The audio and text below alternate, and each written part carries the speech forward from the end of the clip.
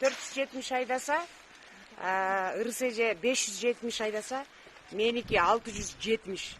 Аларды кнопка менен болсо, меники мындай.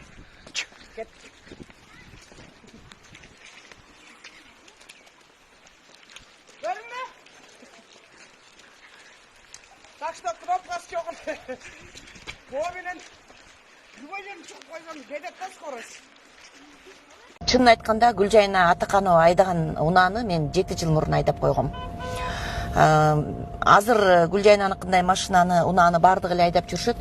Мен ойлойм, эң акыркы модель болгондуктан менин машинама, менин унаама жетпей жүргөн эркектер көп болсо керек деп. Мындай кылып туруп эле, муну басып койсо эле өчөт. Ушундай машина көрдүңөр беле? Бул машинанын акчасына чынында эле 3 комнат, ремонту жок, 3 комнат квартира келет. Жолдошумдун подароктору бар, бирок алар шуба, алтын, бриллиант деген сыяктуу. Апкары бай сен деп сүйлөп, өңүмдүң ай жолукканда сиз деп жүрөм деп койбоймбу?